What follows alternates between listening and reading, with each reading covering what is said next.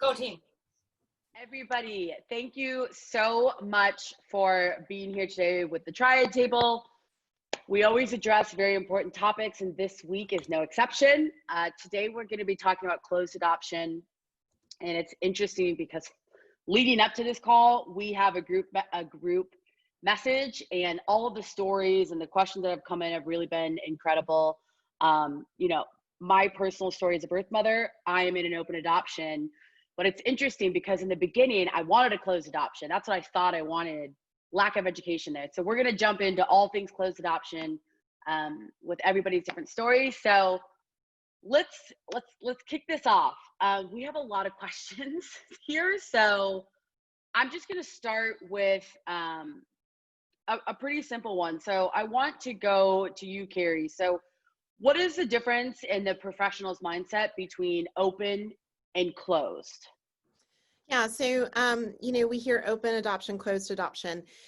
There are some states where when the attorney files the petition with the court, you can literally, on the front page, we call it a domestic relations initiation form. I know that's exciting. But you can check adoption, and then you can check open, or you can check closed. The states where I practice, Georgia and soon to be Alabama, they do not allow for that. Florida does not allow for that, interestingly enough. But yet we're all still using the terms open adoption and closed adoption, right? Also, in Georgia, we have a voluntary post-adoption contact agreement that you can file with the petition that protects the birth moms, what everybody has promised her regarding contact and everything post-adoption, and it is enforceable. So we have asked in Georgia for the clerks to be able to, check off for open, closed, but it's just at this point technically closed. And the way that the courts are saying that is because it's a sealed file.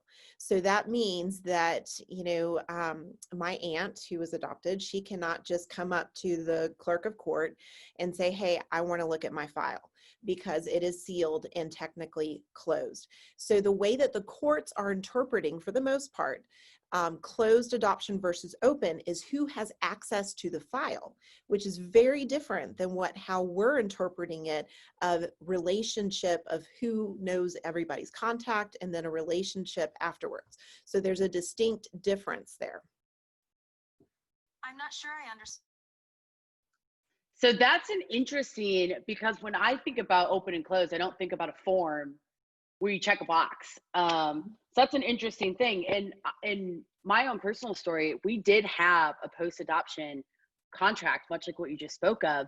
But in there is language. And I'm curious if, Ashley and if anybody else had this experience. We have a line in that contract that says, if the adoptive parent feels that this is harming the child, she invokes the right to eliminate this contract. It's void. It does not, she has the right to do that. If there's harm, she can close that agreement. Can I go really quickly on the legal end, Ashley, first? Yes. You've got to look at the language. Everybody's different, and the state laws are going to be different. Georgia, with the way that we've done it, literally it has it. The Georgia legislature said how we have to, the font, that the language has to be in bold print, and the size of it, saying that it will not null and void an adoption or undo an adoption. But yes, and whoever is in the wrong, the adoptive parents could say no more, but they can't just do it unilaterally. They have to go to court and then say, Your Honor, this is what's going on. I need you to stop, to put a hold on this voluntary post-adoption contact. You cannot do it unilaterally. For us, we build it in there that everybody goes to mediation first, and then second of all, whoever's in the wrong pays everybody's attorney's fees. And I do that to protect birth moms so that, they never feel like, oh, well, I can't hire an attorney to enforce this. So if they take that, have language in there so that an attorney looks at that, they would take it on a contingency case. So again, that's going to depend on the state And professionals need to be very specific about when they're doing memorandum of understandings, which is what we do in other states that do not have a voluntary post-adoption contact agreement. But we need to be doing a better job on the language so that it isn't so unilaterally that they can sit there and say, oh, this isn't in the best interest of the child, and then the birth mom isn't protected. So sorry, Ashley, go ahead. No, Carrie, you're right. I was just going to touch on that every state is so different, and there's, not every state is legally enforceable for these open adoption agreements. And we are setting up the birth mothers to be unable to fight when these contracts are not taking place because they can't afford the legal representation. And the language is so loose that the adoptive parents can walk away from big things, but also from the little petty things that we need better education around in navigating open adoption. And if it just goes to the threat every time of the contract, we're missing so much of that. Yeah, see, this has already been extremely educational.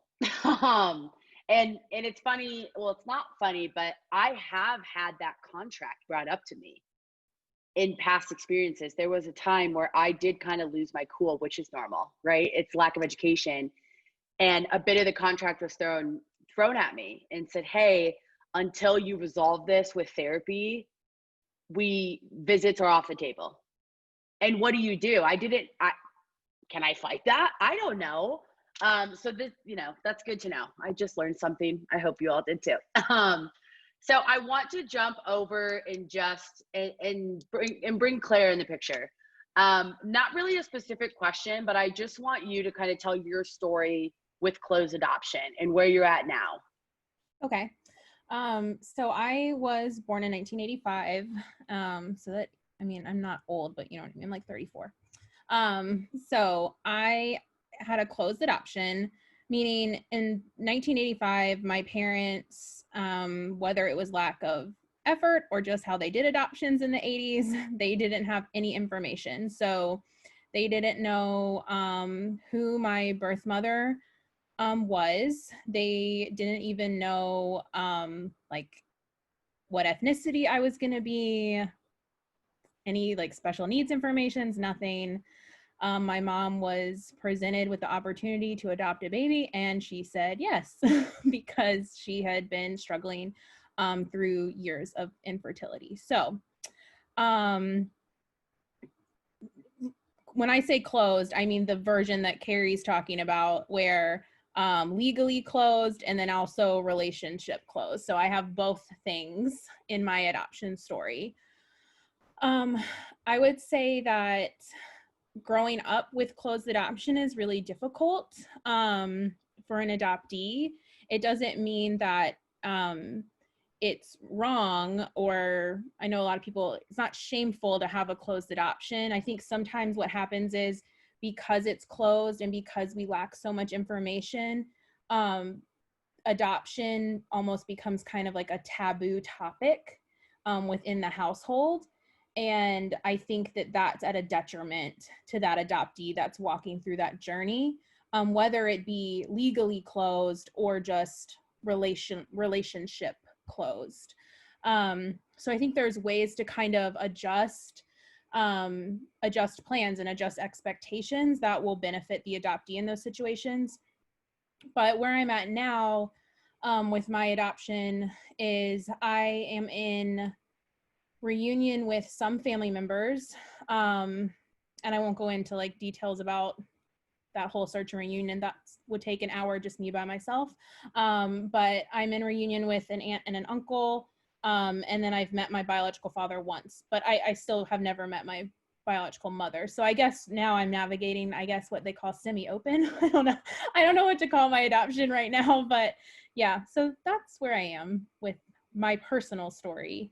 And so I like this topic because I feel like people in the triad, adoptive parents, professionals, birth mothers, can all learn from those of us that have walked it, about how to make it a little less burdensome to the adoptees. Yep.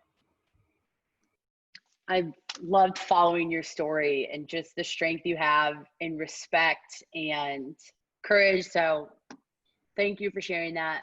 Andy, you made a comment this week where you said something along the lines of, I don't have the exact verbiage, about birth mothers who don't have a choice in Yeah. closed adoption. So Yeah. let's expand. So I'm talking about birth mothers whose families make that choice for them. Or, you know, in situations where they're younger, like my sister's mom was 14 and the hospital basically made the choice for her. Very coercive language, you know, social pressures, family pressures. You know, my mother was not the first. I'm one of two grandchildren. I have a cousin who was also adopted out. That's what we call it, adopted out of the family. So, you know, whether it's strong language or coercion or the hospital decides, you know, there are situations where the biological mother or both parents, in my case, absolutely weren't given a choice, and how that was going to look. My personal story is it was presented to me like it wasn't a choice, and I think there was an overarching, you don't have a choice. My mother was given a chance to raise me and still decided not to. So was that a personal choice, or she felt so much pressure that she couldn't give in to that? I'm not sure. But so, yeah, it's important for me to discuss that because that affects an adult adoptee as we process. Was it my parents' choice? Were they forced? You know, it all goes back to that rhetoric of, you know, your parents loved you so much, so they gave you up. And so that for me is where it comes back to that. Was it their choice? Were they coerced? Were they forced? You know, in my sister's case, her mom had the hospital basically just took my sister from her and made her sign the papers. So yeah, I think it's an important thing to just throw out there, how important it is to have that information even for an adult adoptee as we process that. Were we abandoned? Were we taken? You know, how sketchy is a hospital taking a baby away from a 14-year-old mother? Is that human trafficking? So I brought that up for that purpose because it can affect processing and mental health and you know, how we view ourselves and our identity. So for everybody who's watching, you started with a closed adoption. And what does the adoption look like now for you and your sister? Yeah. So and for everybody watching, I have permission from my sister to share her story. So I'm not co-opting her story. I've asked. My personal story is my adoption started out as completely closed. You know, I was also part of one of those adoption agencies where the building burned down. So how I don't have my records, which is actually really common, that something happened to the records. But my adoption was originally officially closed, but the hospital made a mistake. They did not take off my armband when they sent me home. So my name, my biological name was on there. So yeah, a huge mistake. So what happened sort of over time was, at about 2 years old, I had to have a pretty invasive surgery. And my adoptive mother, in her own mind, was like, her mother is going to want to know whether she survives this or not. She's going to want to know. So she sent a letter to the agency asking for some medical information, and then letting her know, hey, you know, your daughter is undergoing the surgery. I will let you know how it goes. So she, I think, sent like 3 letters before she got, and the agency did pass them on. She did get them, and my mother did respond. So that kind of cracked it open. It was all through the agency. But then later, through a weird chain of events, my biological grandfather and my biological mother moved to my town. So my parents had a relationship. My dad is a surgeon. He actually did surgery on my grandfather. So they had some interaction. I never met them. They kept it closed. They were very worried about my safety. I was like 5 at the time, maybe even younger. So they didn't want to, they had a lot of concerns at that time. Do they regret that now? For other reasons, yes. But so that kind of, my moms kept sending letters, and eventually what happened is I was allowed to write my mother. So then it, you know, the door really cracked wide open. We wrote letters. I sent a letter with my last name on it. And that's when my biological mother put 2 and 2 together and was like, I know who has her. And then at 17, I met my mom. And then at 18, I met my biological father. So right now we are mostly fully open. For other reasons, I have very limited contact with my biological mother, but I'm completely open with my dad. So that's my story. I think that line you just said, where your birth mother was said, I know who has her. Like instantly my heart just dropped, because I literally just think about not knowing. And I'm going to get emotional, so I'm going to pass it over to anybody who wants to jump in. Ashley, do you maybe want to jump in? Sure, yes. I was trying to find the unmute button. I couldn't get there fast enough. So for anyone, so a lot of the conversation that I have with adoptive parents is how to love kind of through silence, and understanding the difference in seasons of silence versus closed adoptions, and helping them process what the birth mother grief actually looks like, and the lack of education on birth mother grief, coming into this process being unprepared for seasons of silence, but that not meaning that this has to be closed. I think, and I am excited to hear from Tina too, and even with Krista on the international side, there's distinctions of why things are closed. And there's a distinction of where there is true harm and why these situations are better closed. But I think with domestic infant adoption, there's a lot more blurred lines on just different or hard situations or conversations that don't justify closing an adoption. And I think there's a lot of pain in those silence. There's a lot of trauma for the moms, and I'll share just a second about my story, but there's a lot of hard things for adoptive parents to love in a one-sided relationship, and trying to figure out how to love well, how to keep showing up for her and make sure that she's taken care of, because I know that they worry about her and are thinking about her all the time, and how can we be better? But also, how do we keep our child connected to the mom and the biological parents when they're absent? And we're just so worried that 5 years from now, they're going to have questions and the mom's not still going to be here. And I think one big mistake we make is what we worry ourselves 10 years down the road. And yes, we have to think ahead, but what is present? What can we do right now in these situations? And so for me, our situation, I wrote a letter after my son was 6 months old to his parents, and I just said, I'm done, I'm out. I was getting these letters and these updates, and I was just like, I don't even know this child. I knew him. Who I knew of my son was that baby that I said goodbye to at the hospital. I lived in Utah. I relinquished my rights within 24 hours, was out the door of the hospital within 72. And that's all I knew. And so they were sending me these updates. And if you know the newborn, they change so quickly. And so all of a sudden I'm getting pictures of this 6-month-old baby. And I'm like, I don't know him. I don't feel connected to him. I don't understand what's happening. And so I just sent him a letter, and I was like, I asked you to take him as your own. Please do that. And then there was a lot of years of a lot of pain, so much pain on my side. I knew that he was taken care of, and I knew that he was being loved, but I was very self-destructive. I caused so much harm to myself and so many other people. Substance abuse, time in jail, almost killed someone in a drunk driving accident. Like a lot of the stereotypical stuff of birth mothers. I was actually that person.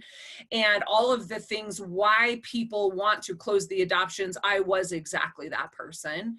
And so when I sent them an email, then so after, and my trauma and my grief and reliving that over and over, and not having any post-placement care, not having any counseling, not having medication, any of those things, almost took my life more than once. And So when I was finally coming back to the table in a healing space, because we're never done, so it's a constant movement of healing all the time, I came back and I sent an email, the last known email that I had, and I was like, I don't know if you remember me, but you have my son, and like, is it okay if we have, you know, can I see you? Or because it had been so long. And for me, I was like, why would they say yes to me? Why would they want to see me? I was horrible. From the outside looking in, I hear so many adoptive moms that are like, they didn't show up to visits. They changed their phone number a million times. They were in and out of 800 relationships. They moved, all, you know, all of these things. And so why would they say yes? And when I came back, they were just like, we've been waiting for you. And trust, there was so much trust building that had to take place. There was things that time just needed to heal, the silence and the absence. Time needed to help rebuild trust, that they could know that if they told Derek, because he was getting old enough now, that if I was going to come to a visit, that I was actually going to show up, that they could trust that I was who I said I was. And so it was public places for an hour, and it was, you know, was I going to be clean when I showed up? And, you know, all those, we had to build that foundation. I didn't just come back after all these years and was like, let's have a sleepover. Like, we had to work so hard to rebuild that. And I had to know through so much mental health trauma that I was okay with visits. You guys, visits are hard for moms too. And I know there's a lot of birth moms that are like, oh my gosh, I would kill for a visit. And I hear this all the time from our birth mom communities. And I'm going, my visits kill me sometimes. And I want to show up for Derek, and I want to be there for him because I know how important that is. But I have to have my mental health in check for that, or we aren't good for any of it. And so his parents have to do their work, and I have to do my work, or we can't do open adoption at all. But those years of grief and trauma, those years of silence were very, very painful. And I knew he was being taken care of, but I could not be present. I was not capable of having a relationship of any kind. I was literally just trying to not die that day. And I know that sounds so extreme, but that's how it was for me for many years. And so much of that was because I had lack of understanding of post-placement support, understanding trauma, understanding that I had a son that I was missing, and all of these things that seem so obvious, that we were not educated, none of us. And this was 14 years ago. And I know the women are still walking that, feeling completely neglected in that information now. Yeah, I love listening to you speak, because I think that people, and you talk about this, people see you as the person you are today, and they forget who you were then. And birth mothers don't always get seen in the best light. It's interesting because when you're going to place a baby, you're this beautiful person who's doing a selfless gift. And then you're this drug addict or drunk or bad person who had a baby unplanned and had sex and didn't do the right things, and who you are. So I think that you sharing that journey is so important. I can remember being at a visit in Los Angeles, and I went out and partied, and I didn't sleep that night, and I went and saw my son, and I look at myself now and I'm like, I can't believe I did that. But that's where I was. Like, there was a couple years where I struggled with substance abuse. Like, I talk very openly about it. Like, I was an addict, and I couldn't shut that off. And visits are hard. Yeah. They are so freaking painful. But I've always said I would rather have it than not. But when I used to get a picture, those first couple years, I would be on the bathroom floor because I couldn't figure out how to process what I was seeing. I wanted to see the picture so bad, but I couldn't figure out how I was supposed to react. And I think that just goes once back again to the post-care placement. And there were times where I had to disappear, not officially and make it close, but I couldn't be there. Like, yeah. I couldn't text message. I couldn't do those things. There's calls, FaceTimes I've missed because I physically was like, if I do this, it will break me. And I don't know if I can fix myself. Like, I don't know if I can do that right now. And I'm so fragile that I just can't do it. So, yeah. And I think on top of having such a lack of understanding of the trauma, we're throwing two worlds together that don't actually typically normally interact. And I think there's a huge lack of education around the fact that the hopeful adoptive parents don't actually spend a lot of time interacting with people like birth moms that live a lot of times very different. We have two very different worlds colliding, different lifestyles colliding. We don't actually know how to quite speak each other's language. I know the birth moms come into the, you know, these adoptive parents were like, we have nothing in common. Like, what are we actually going to be able to connect on other than this kid? And so I think that there's a big lack around even just knowing how to interact with people that are so extremely different from us, that I think make that really complicated too. And I always come back to, for me, the education comes back to silence doesn't mean stop. And I think that that's hard, because how long is silence going to last? But just because I don't respond, just because I can't be present, doesn't mean that you stop in whatever way that looks like, whether you're writing letters and putting them in a box, or reading the story to the adoptee to keep them connected to me, or, you know, whatever that looks like. Silence can't mean stop, or we would have closed adoptions across the board, because there is always going to be seasons of silence. It's just unavoidable with trauma. Absolutely. I want to touch on something that's kind of gotten brought up in these different situations. And Tina, I want to come to you just to talk about the safety topic. I know that adoptions sometimes start open and get closed for safety for concerns with, you know, or they start closed for safety concerns. I'd just like you to talk about that a little bit. Okay, so I guess I'll share my story a little bit. So like I said in our group chat, but I'll just share again here, unlike infant domestic adoptions, for me coming from foster care, adoption was like, not the end of my story, but it was like I had a whole other life before I was adopted. I had kinship care, foster care, lots of things happened to me before I was 5. And so I think that that's maybe where the safety factor comes in, and kind of like what other people said in the group chat too, like sometimes safety can be interpreted as a drastically different lifestyle, like we've been talking about, that often birth mothers come from, or birth families come from. It is two unnatural worlds trying to be brought together by this baby. And so sometimes, you know, it can be scary, just in the sense of it's an unknown situation. But in my story, we had real safety concerns, and that is where we got my significantly closed adoption. It was closed legally. There was to be no contact at all until my brother and I were 18. That was written. There was no going around that at all.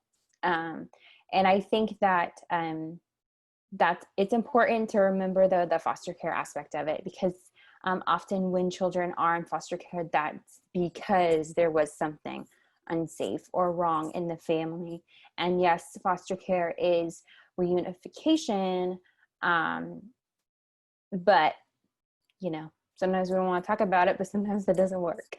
And so I think that's where, in my story, that's where the safety piece comes in. And it wasn't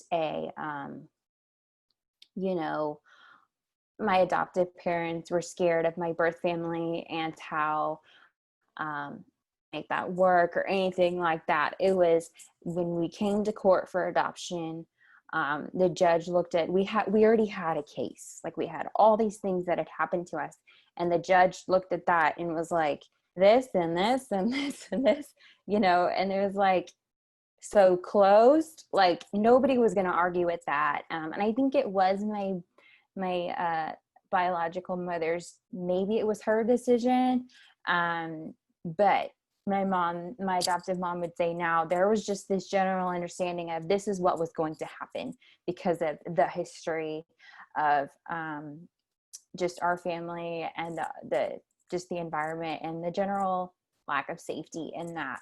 And I think part of that too, was, I think there was just a lot of exhaustion too. Like, we had been in this for so long.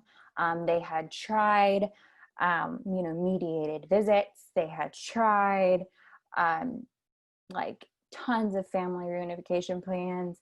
They had tried parenting classes. They had tried all these different things.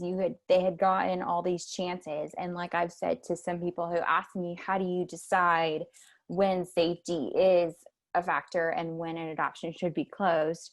And it is my opinion that that you try those measures and you do your best, and you don't make the decision hastily, especially if you're coming from foster care, because you should be trying reunification anyway.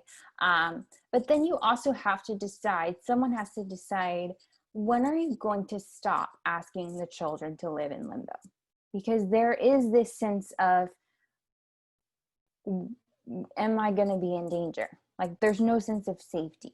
But as soon as you stand in that courtroom and you have a family vow to parent you, it's like, okay, I can start living now. And it's not just like the sense of the child, it is documented developmental delays that were getting bigger and bigger and bigger. And I spoke with our last social worker. I've reconnected with her, and she would say the same thing. She was like, I got your case. And I was like, what? Why is this still a case? Like, we need to get them in a family now. Like, why are we still trying, basically? Because of everything that had happened to us. So I think that at some point that decision has to be made, because you can only ask children to do so much before there's damage, I would say.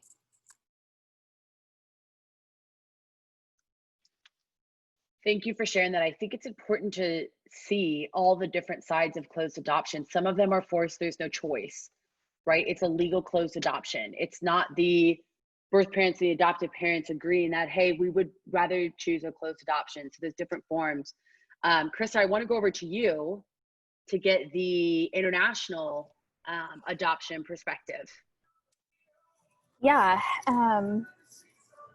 So I think I just want to take a minute and just say, like, collectively here, that it's very clear that this particular topic, when we are talking about adoption, is deeply personal to every single one of us here in different ways as who we are representing in this triad. And so I think that something that typically with international adoption, it's going to be closed. Like, that's just a fact. Like, that's just how international adoption works. Now, there are definitely some times and scenarios, and, depends on countries, and, all types of different things can come into play here, where, especially now versus how international adoption was 10, 15, 20 years ago, where you can have some more information, or at least, I have known several friends who have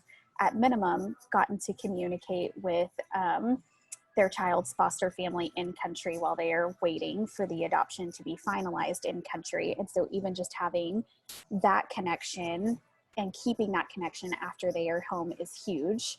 But in most international adoptions, not all, but in most, they are closed, simply because we're living in two different countries, and also there's typically a complete lack of information involved.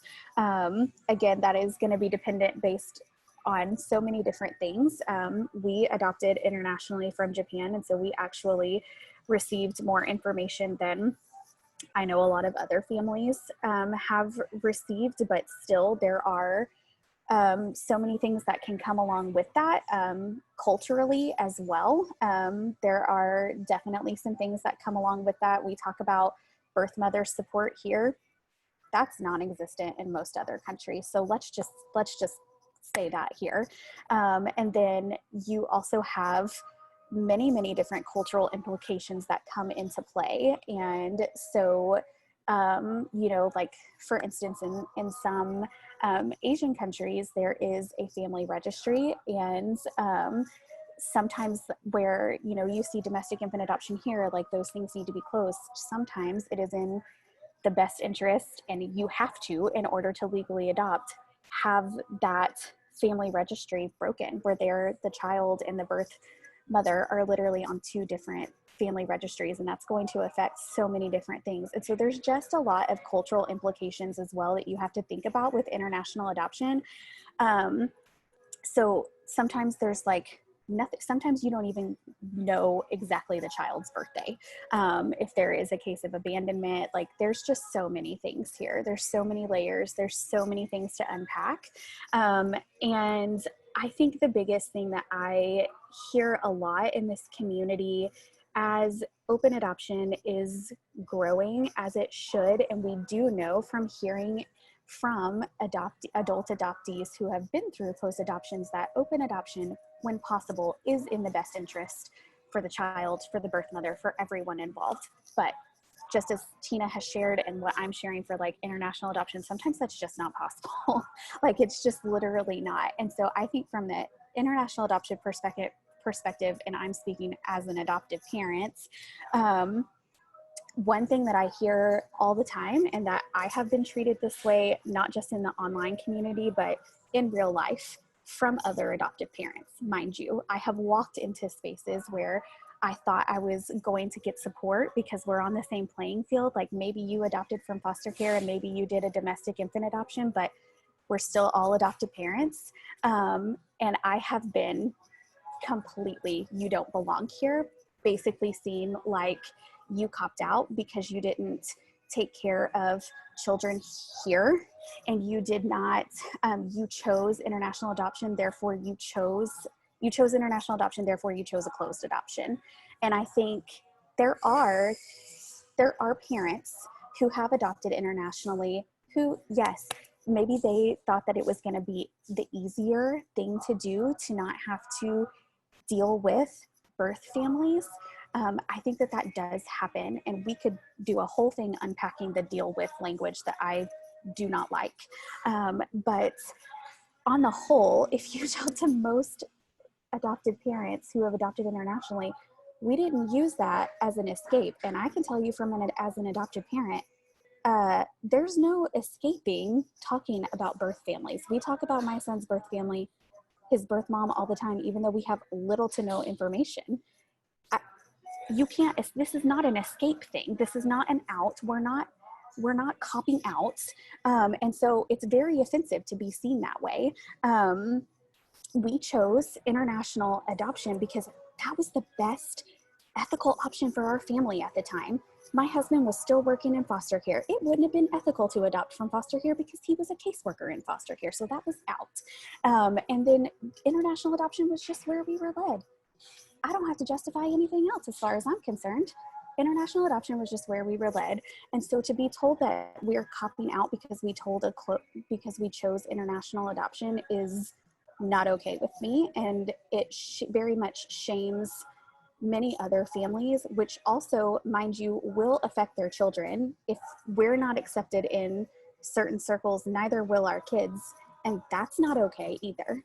And so I think that this kind of rhetoric that you're making a fear-based decision if you choose a closed adoption, in some cases, sure. Like in some cases, absolutely, that can be the case, but it's not always the case. And so I think that is huge, and just something that I wanted to address. And I just want to encourage too, also on the flip side of that, that I also want to say to adoptive parents who are walking with their children in a closed adoption, this also doesn't mean you get a free pass to not address any of their biology. That's also not okay. So in our family, obviously it's a transracial adoption. My husband and I are white, our son is Japanese. And so we have to address biology. It's there. It's very clear when he looks at me and my husband, he does not look like us. And so to not ever address biology would be doing a disservice to him on so many levels of his identity. And so I think it's really important. I won't take up too much time because I gave a lot of tips to adopted parents on the Adopt Well podcast. It's Adopt Well podcast. I talk about navigating and closed adoption, but I think it's really important for the adoptive parents to just be honest and be truthful, and don't wait until, I think sometimes there's this fear of like, oh, I don't want to say something if it's going to upset them. I think what's going to upset them more is if you never say anything. And so I would rather you bring up things like, my goodness, you are really awesome at that. I'm terrible at it. So I wonder where that came from. Like it's just acknowledging that the biology is there and celebrating that the biology is there, and then creating spaces for them to feel safe to process. People ask me all the time, like, how are you going to feel if your son ever wants to, find his birth mom? And I say, I'll help him if he wants my help. If he doesn't want my help, I will step away. But if he wants my help, we are there. And I want to make sure that we are creating a space for him where he understands that I don't feel threatened. It's not a competition. It's okay to want to know where you came from. You should. And like DNA kits are super popular for everybody now. Like that's just a natural thing to want to know where you came from. And so I think creating those spaces, even if and being open and honest, if your child asks you a question and you don't know the answer, don't make something up. Just say, I don't know. And sit with them in the I don't know. Some of my most beautiful, hardest moments as a parent is sitting in the I don't know with my child, and us grieving that together of, I'm sorry, I can't tell you what these answers are. I wish that I could. If I had the information, I would give it to you in a heartbeat. And to have to look at him and say, I don't know, over and over again is really hard.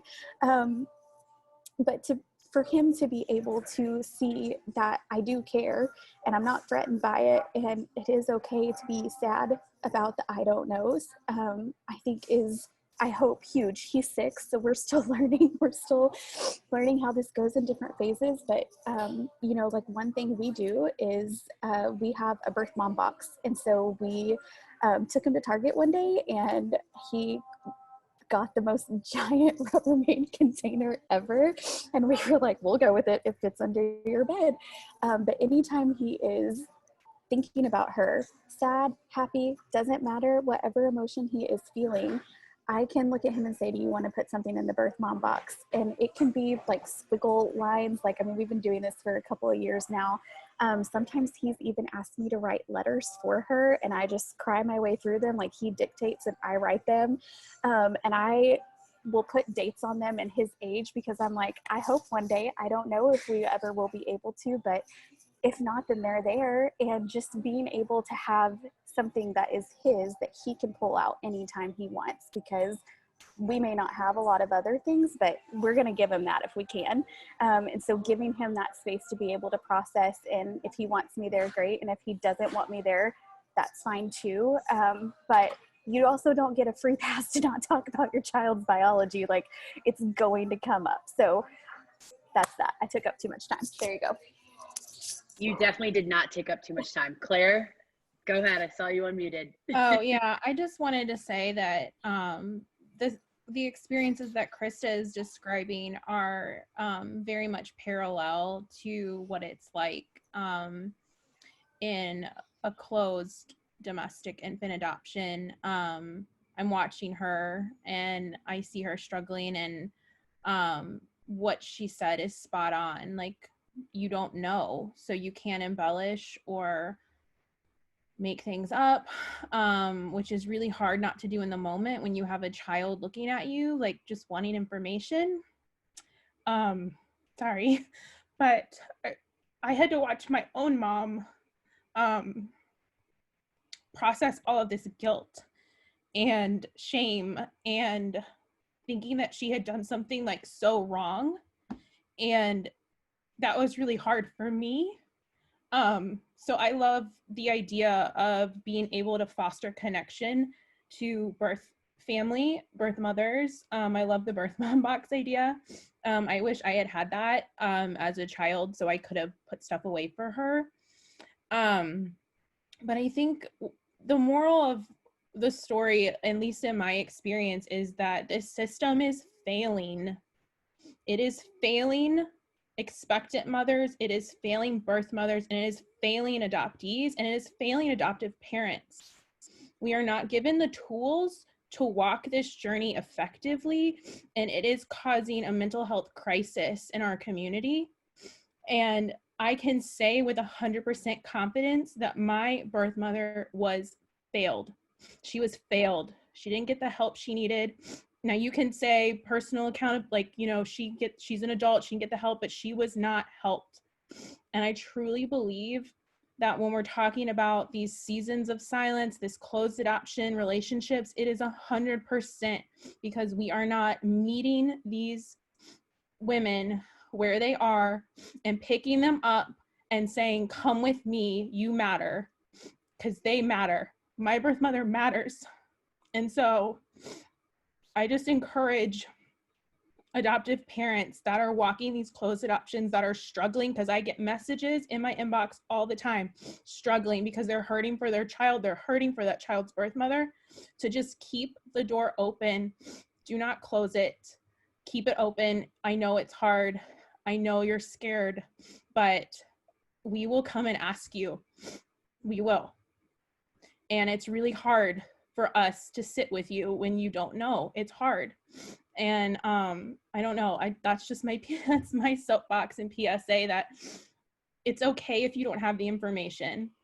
It's okay, but we have to find a way to move forward. And I think the way we move forward is just recognizing the trauma, the grief, and the pain, and walking through it together. That's all I had to say. And I'm sorry, I got emotional, but.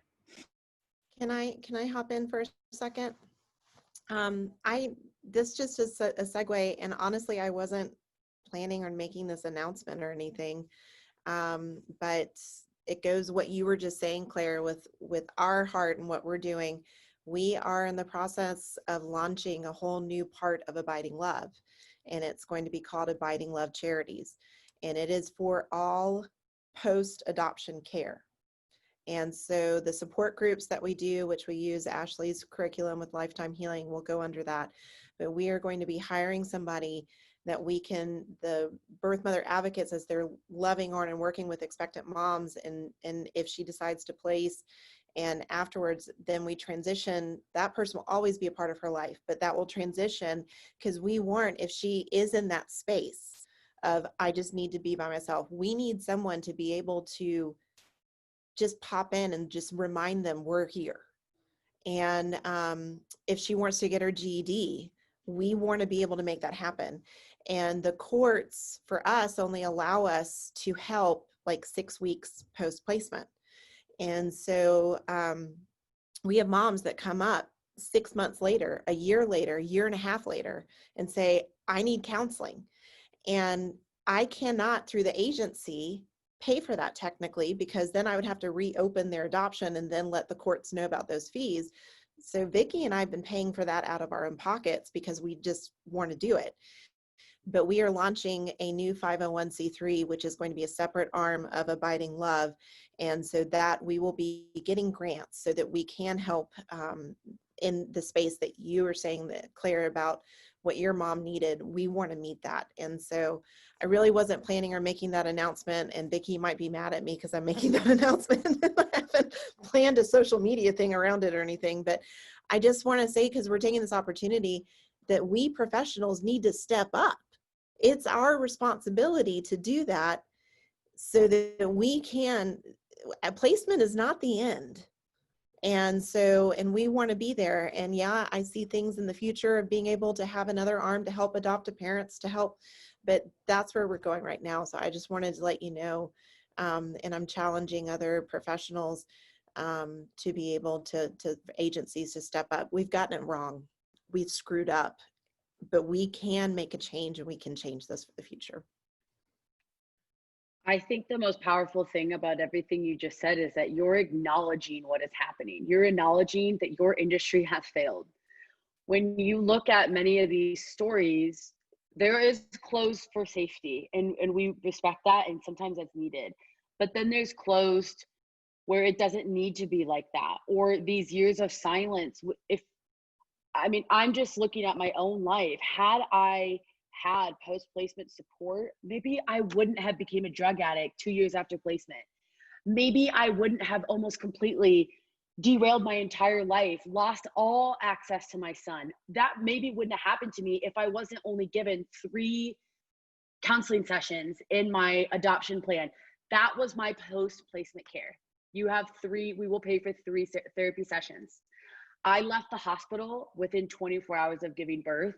I was in a hotel by myself. That was my post-placement. So for me, feeling like I needed to back away because I wasn't processing, how could I not? And how could you think that a parent, an adoptive parent, would, if somebody's seeing me spiral, much like a lot of birth mothers do, of course they're going to try to take their children into their arms and say, this isn't safe. And I think it all comes back to this education, this post-placement care. That's just a common theme in every conversation we have. I just constantly feel like there are so many issues that could be solved if we could get that right. So Carrie, I'm really excited that you're launching this, and all of you, and it is exciting. I mean, Ashley, the stuff you do, all of you are incredible. You all use your voices. Does anybody want to give any last minute remark, last minute piece of advice? Tina? Carrie? Yeah. So I was gonna say, even though that our adoption was closed and it was unsafe, my mom told me, my adoptive mom told me that she tried to have communication through those helping in our case, and they just didn't care. They were like, my mom asked very specifically to have these things done. She sent letters that were inside other letters so that they could mail the letters directly, so there would be no return addresses. She did all that because she wanted to keep communication. And the middle people were just like, they just dropped it. They were just like, no, we're not going to do that. That's fine. And so had those people stepped up, maybe it would look differently. Maybe we wouldn't have 20 years of no communication. So, and I know that my adoptive mom takes full responsibility for that as well. She's not blaming the middle person. And she told me the other day, she said, you know, if I ever get to meet your mother, which she's never met her, which is interesting to me, that doesn't make sense in my mind. But she said, the first thing I will do is I will apologize for not working harder in that. And so I think, you know, it's a group effort. It's the agencies, it's CPS, it's everyone. And there's just not enough support in that, especially in truly unsafe situations. I just wanted to come on really quickly and just say, I really want to challenge, and you'll hear me say DFACS because that's just what we call it in Georgia, CPS, DFACS, DHR, whatever you want to call it. But I really challenge, especially in states where we do have voluntary post-adoption contact agreement. And I challenge the Georgia legislature to add to it that every expectant mom that we as a professional should sign an affidavit saying that the expectant mom has been advised of her right to have a voluntary post-adoption contact agreement, and that we need to have that in DFACS cases. They aren't told. caseworkers. I do finalize a lot of adoptions for foster parents. And I asked them about that and they're like, you can do that? And then I asked the caseworker and they're like, I don't think you can do that. And I'm like, it's in the code. I mean, it's not hard. So I really would like to challenge DFACs. You know, as an attorney, I cut my teeth working in juvenile court representing parents against DFACs and doing guardian ad litem work. And that's one of the reasons I started Abiding Love, because I saw how degrading the system can be. And it did not encourage to reunify. It did not encourage to work the case plan. Yes, we have some great caseworkers that did, and I'm making a blanket statement, but love me in spite of, for the majority of what I encountered in different parts of the state of Georgia, that's what I experienced. And so that's what I loved about open adoption, is it they could choose the family, they could choose the contact. So I just want to sit here and say I encourage DFACs. Tom Rawlings, head of DFACs here in Georgia, I'm calling you out. And we need to add that your caseworkers, every time you take a surrender of parental rights, you need to be letting them know. And I'm not saying every situation is right and can do that, but y'all know the ones that can. So Mr. Rawlings, I'm expecting that to be added too. Carrie, I think that needs to go to all states. So way to be a powerful woman right there and call that out. That needs to be across the board. That contract I told you guys about that I signed, that was presented to me as a gift. Here's a gift for you because we love you so much. It wasn't presented to me as this is a standard part of the process that you're legally entitled to. It was presented of, I care about you so much that this is what I want to give you. That is how that agreement was put forth to me. Only today am I learning that this is more than that. So just, Ashley, I know there's a bunch of people want to say something. So Ashley, jump in and. Yeah, just really quick, and then I'll let the other, but this is, I listen to the adoptees. I've had the great honor of listening to adult adoptees, especially more recently in the last year, become very dear friends. And knowing my own trauma, it did come down to post-placement care. And I listened to them saying, if my mom had this, could this have been different? And we can't break the cycles without the support. And we're saying we want a birth mom support group every 30 miles from coast to coast. And we're not joking when we say that. But I did just want to say, for those that don't think the box is a big deal, this is 14 years of correspondence that was sent to me from his mom, even in silence. And this box is very much, and you tell me you can't love well, even in silence. I can't, you'll never convince me that there aren't ways to still do this well. And to be able to look back now to see how loved I was during the time that I couldn't love myself, and to be able to show up to the table, even through all my brokenness, that they could still see me. I don't know, you'll never convince me that you can't show up. So if you were doubting, the Derek box is overflowing, and that's not even all of it. So I want to encourage you in that. I love the box.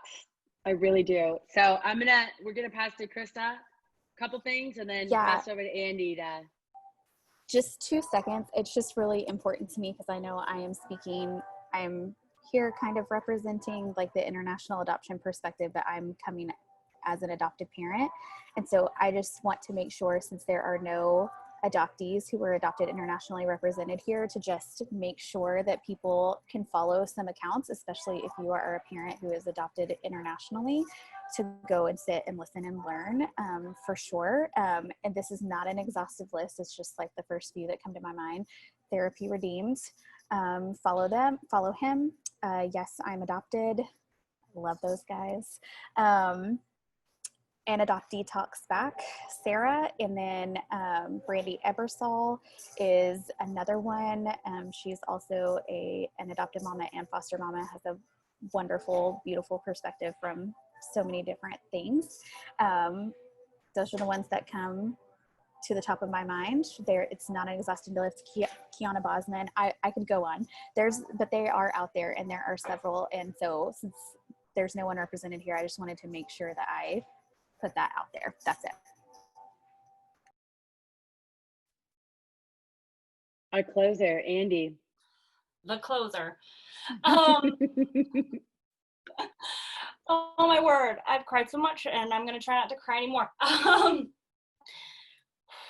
I think I just sit here and I listen to every one of our stories and how unique they are. And I say that all the time. I say this in my podcast.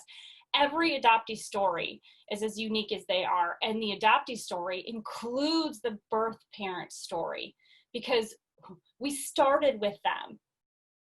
And I just go back to, I think, closed adoption, no matter how it came to, even in some international adoptions, is just a cowardly cop-out for post-placement care. And if we were truly to do the work, if social work was truly to change and the policies were truly to change, and we truly sat with these women, how different all of our lives would look. I know for sure that if my mom had gotten care, my relationship with her would be different. Crying again, darn you people. I know for sure that my siblings would be different in my relationship with my siblings. I know for sure that. I stand on that every day. And that's why I fight so hard as an adoptee for birth parents too.